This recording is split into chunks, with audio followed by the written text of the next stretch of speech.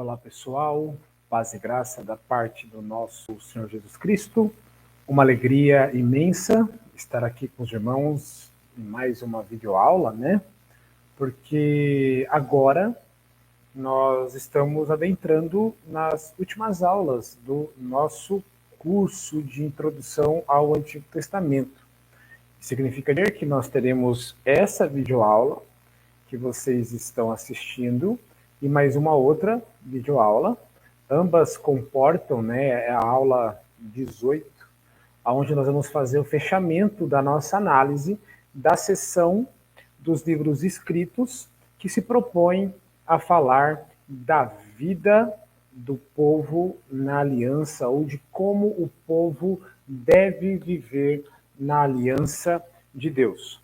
Como nós já consideramos alguns livros, agora, nessa primeira parte da nossa aula, nós vamos fechar, né, a seção dos 5 livros dos rolos. Livros esses que são até hoje utilizados como ferramentas litúrgicas e são lidas em festas, em períodos específicos no judaísmo, né, para se lembrar de algumas coisas, dos atos redentores de Deus na história. E então nós iremos considerar aqui o último desses livros dos rolos, que é o livro de Esther, né? O livro de Esther, ele é um livro muito interessante, mas eu ouso em dizer para os irmãos que esse livro é talvez o livro mais incomum de todo o Antigo Testamento. E por que eu estou fazendo essa afirmação aqui de pronto, dizendo que esse livro é o livro mais incomum, né, do Antigo Testamento? A razão é simples, meus irmãos. Em linhas gerais, pensamos sempre, ou quase sempre, na Bíblia como um livro que é predominantemente revelador da natureza de Deus, e essa revelação da natureza de Deus acontece muitas das vezes por meio dos seus atributos, muitas das vezes por meio das suas ações poderosas, históricas, né?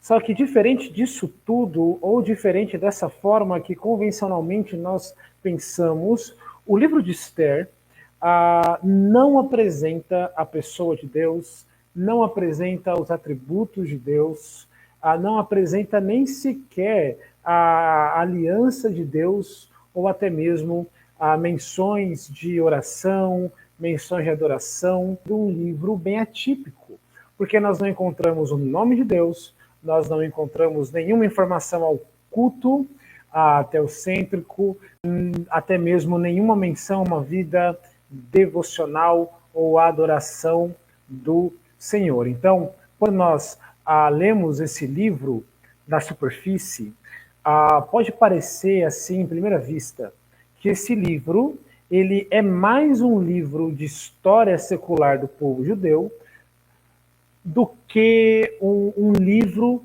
que se identificaria com a comunidade da restauração que havia retornado do cativeiro para a sua terra para recomeçar a sua vida. Porque quando nós lemos esse livro, a impressão que nós temos nessa superfície que nós estamos considerando é que a narrativa do livro de Esther, ela descreve mais um episódio, um capítulo, ou até mesmo um cenário de ameaças recorrentes à existência dos judeus do que qualquer outra coisa.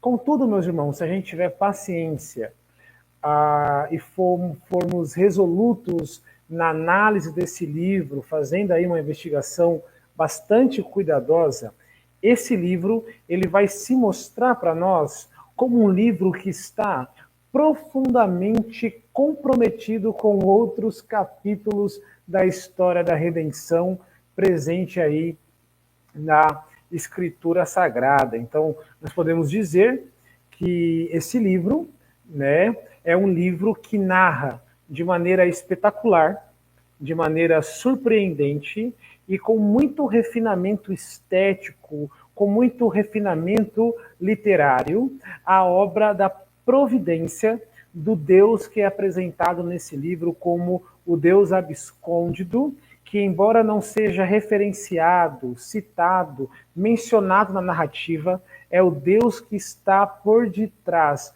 de todas as ações do livro, mantendo-se fiel às suas promessas e protegendo aí o seu povo das ameaças mais recorrentes. E esse livro, então, por ser um livro tão espetacular, um livro tão estupendo nesse sentido de apresentar esse Deus abscôndido, que por meio da sua obra da providência coordena todos os eventos que estão sendo narrados nesse livro, a questão teológica aqui mais pungente que nós encontramos no livro é justamente uma referência ou uma descrição da obra da providência de Deus, tá certo? Essa aqui, então, é a questão mais pungente teológica que o livro nos apresenta.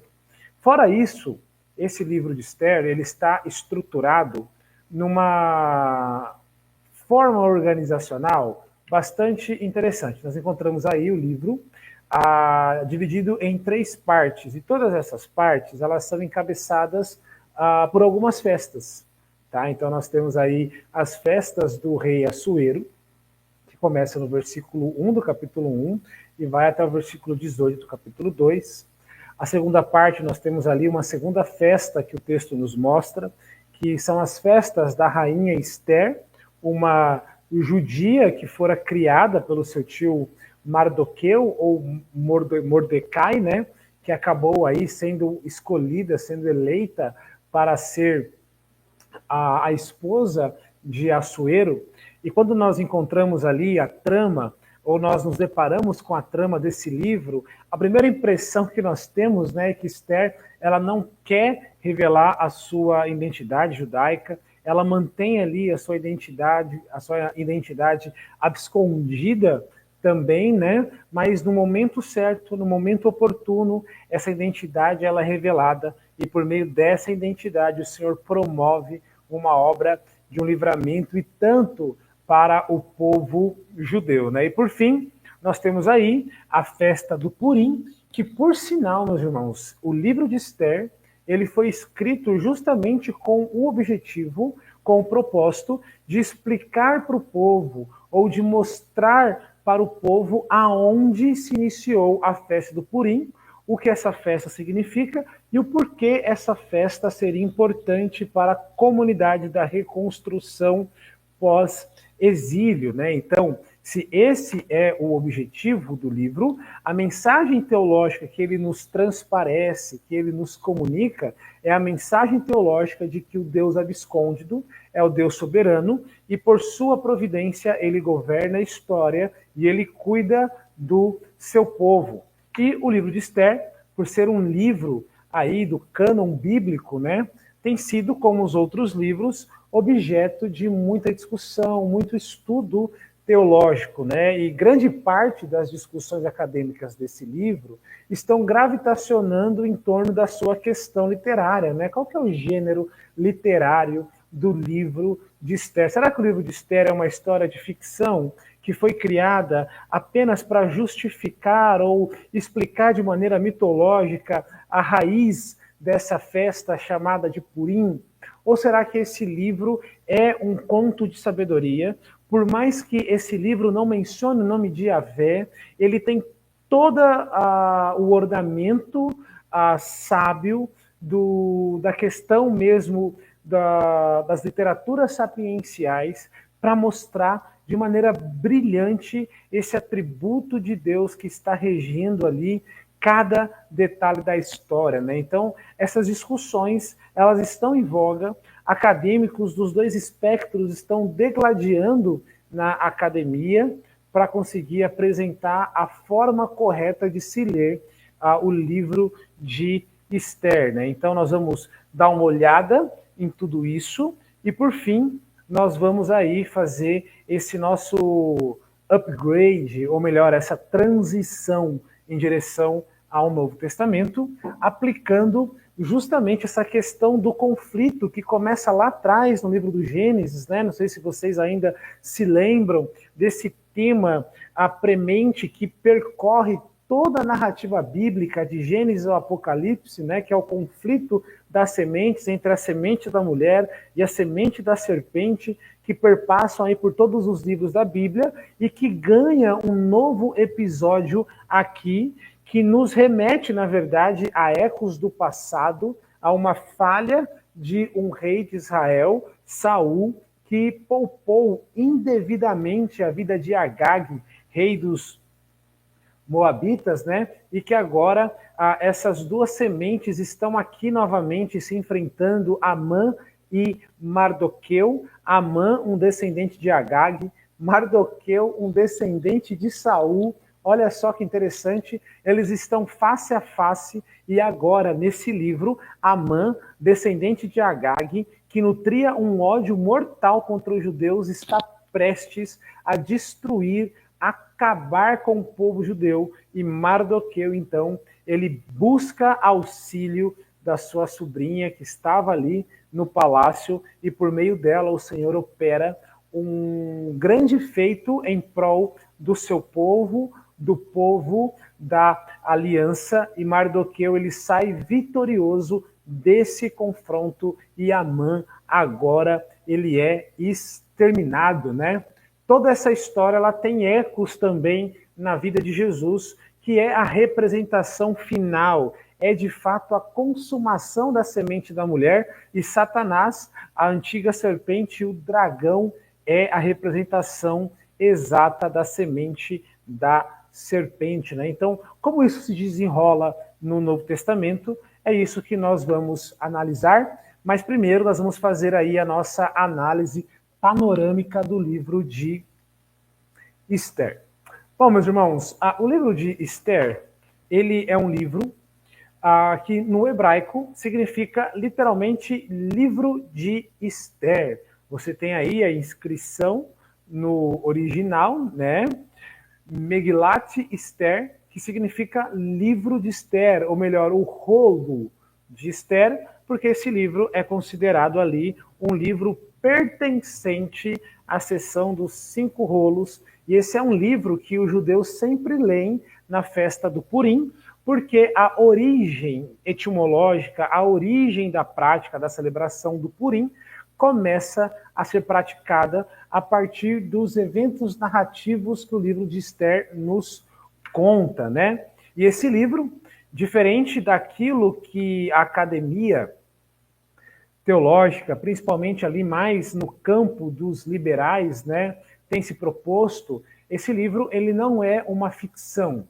Esse livro é um livro histórico que trabalha com figuras históricas, e esse livro, pela forma que ele foi escrito, desenvolvido, elaborado, ele possui um gênero literário que nós classificamos como conto de sabedoria, ou seja, dentro desse debate, se o livro é ficcional ou se o livro ele é factual, a nossa posição como crentes ortodoxos e confiamos na inerrância da Escritura, na inspiração de Deus, nós estamos convencidos, plenamente convictos, até porque os argumentos em prol do livro de Esther ser um conto de sabedoria é muito mais forte. E quando nós olhamos para esse livro, nós encontramos justamente isso que eu acabei de falar para vocês, né? O relato do surgimento da festa do Purim e a descrição da libertação que Deus proporcionou ao povo, mesmo que o livro não faça nenhuma menção ao nome de Deus ou ao seu pacto, o Senhor, ele é a principal personagem da narrativa. Agora eu pergunto para você, como que um autor que não está imbuído de um alto nível de sabedoria, que tem uma capacidade literária que ultrapasse a capacidade normal, né, de um ser humano, escreve um livro cujo personagem principal da narrativa não é mencionado pelo nome, mas em cada detalhe da sua argumentação, do seu registro histórico, da sua perspectiva, ele consegue colocar essa personagem dentro do emaranhado desse escrito, e no final das contas, quando nós olhamos e conseguimos captar a personagem principal sendo o Jeová, o Deus abscôndido, conforme apresentado nesse livro, todo o enredo dessa história faz um sentido tremendo e isso dá mais cores para a história da redenção, conforme nós vamos argumentar e demonstrar para vocês aqui. Mas o autor desse livro, ou a autora desse livro, ela não é conhecida de nós, né? Ou ele não é conhecido de nós. Nós não sabemos quem de fato escreveu o livro de Esther. O que nós sabemos é que o livro trata da obra providencial de Deus, né? E o que seria a providência de Deus? A providência de Deus é aquela forma, ou na verdade ela é o decreto de Deus, ou ela é um ato de Deus de governar todas as coisas e de sustentar a criação por meio do seu poder. Dentro desse livro, a obra da providência, ela é apresentada como conduzindo cada peça do quebra-cabeça apresentado aqui no livro de Esther, desde da atuação ou do perfil do rei Assuero, até mesmo a partir ali da rejeição da sua antiga esposa e da ridicularização que ela expõe o monarca ali da Pérsia, né? Até mesmo por esse ato de Esther ser escolhida a futura rainha, dela ter ocultado a sua identidade, nós conseguimos ver a providência de Deus sendo remetida até mesmo lá atrás, né, quando Saul poupa a vida de Agag e ele descumpre com a obra de Deus, a providência do Senhor está cuidando de tudo. E quando, meus irmãos, a narrativa parece nos apresentar um desfecho negativo para o povo de Deus, aonde todos os judeus seriam executados na província da Pérsia, por meio desse plano maligno que Amã trava, coloca em prática e apresenta para o rei, que já havia emitido um decreto, já havia sido anunciado em todas as províncias que os judeus seriam martirizados, assassinados. Eles estavam chorando, eles estavam pesarosos, mas por meio da obra da providência, Deus confere uma convicção tal para esse homem chamado Mardoqueu, que é o tio de Esther, que ele vai interceder pelo seu povo e diz para ela: não pense que se você fechar os olhos, socorro e livramento nos virá de outro lugar. Tanto que quando a esposa de Amã fica sabendo que o seu plano fracassou, e ela pergunta para ele, ou na melhor, ela faz uma afirmação para ele, dizendo: olha, se esse povo que você está perseguindo for o povo judeu, com certeza os seus planos fracassará. E isso faz com que a nossa mente seja acometida ao fato de quem é o Deus dos judeus, né? O judeu era um povo que tem promessa, era um povo que, por mais que o Senhor havia lançado eles para fora, para longe da sua presença, havia muitas promessas dos profetas que Deus restauraria o seu povo, reconstruiria a sua cidade, o seu templo, né? E foi justamente nesse momento que a provisão de Deus conferiu para os judeus um grande livramento, né? Uma grande obra, um grande feito. E é justamente aqui nesse grande feito que nós encontramos o surgimento e a criação dessa festa chamada Purim, né? O que significa essa palavra Purim que você, professor, está mencionando, ou o que significava, o que significa essa festa, né? Bom, a palavra Purim, ela tem uma raiz, né, que significa pur em hebraico, que significa sorte. A raiz é a raiz pur, que significa sortes. E essa festa de celebração, ela foi assim denominada, porque dentro da controvérsia de Amã, meus irmãos, que travou ali um plano maligno para acabar com os judeus, ele foi ter um gesto comum para o povo da época, né, que foi lançar a sorte. Ele foi, então, lançar o pur para determinar o dia da execução dos judeus. E quando ele faz isso, então, dentro desse espaço de tempo da execução dos judeus, o Senhor frustra os seus planos por meio da obra da providência. Então, existe aqui um contraste, tá? Na verdade, existe um tom bastante quanto irônico na definição do nome dessa festa, por causa que aquilo que deveria ser as sortes para o dia negro para os judeus foi transformado em sorte de um dia ensolarado para o povo de Deus. Então, por causa que Amã lançou a sorte para determinar o dia do massacre dos judeus, essa palavra pur acabou sendo assimilada, incorporada pelos judeus e utilizada, então, para conceituar essa festa, que é a festa do Purim. Mas o que essa festa ela representa? O que se é celebrado nessa festa, né?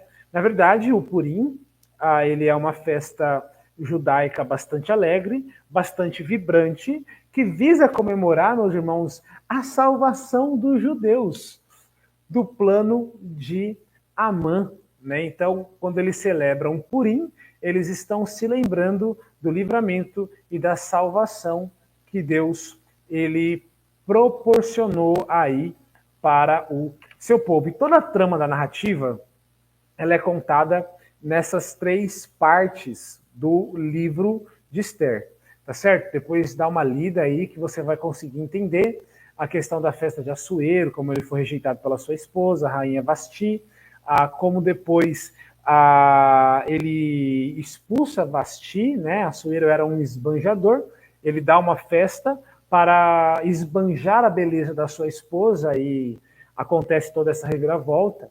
Depois Esther ela é eleita e ela dá essa festa, e nessa festa, nesse banquete, ela vai denuncia o plano maligno de Amã. Amã, então, ele é empalado, ele é assassinado, ele é condenado à morte justamente pela ferramenta de tortura que ele aplicaria a Mardoqueu, né?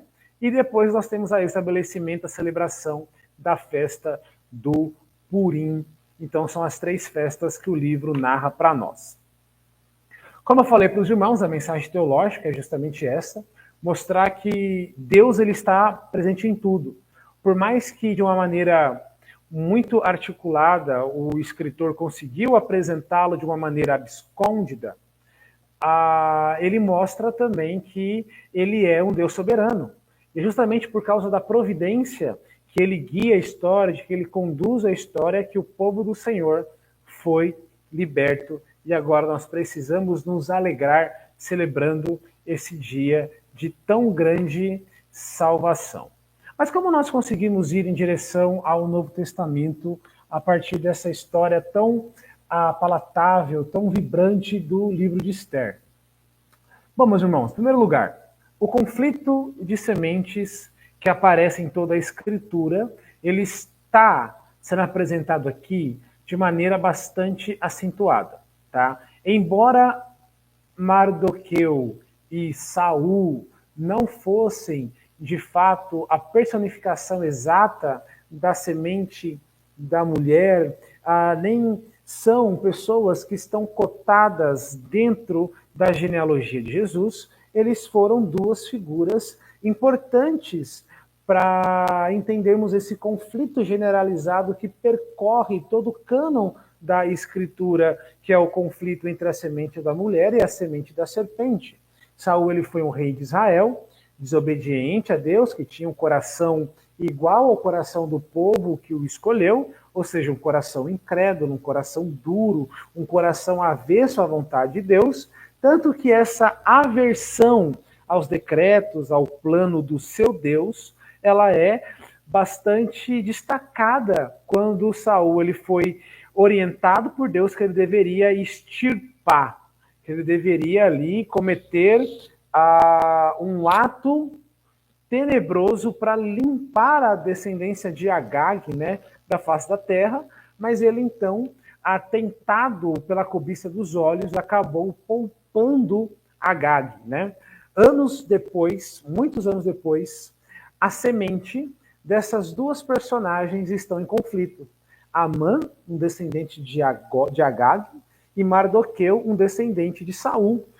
Pela negligência de Saul, agora todo o povo que estava na província da Pérsia, judeus de todas as tribos, povo de Deus, está tendo a sua existência ameaçada porque Saul não acabou de uma vez por todas com Agag.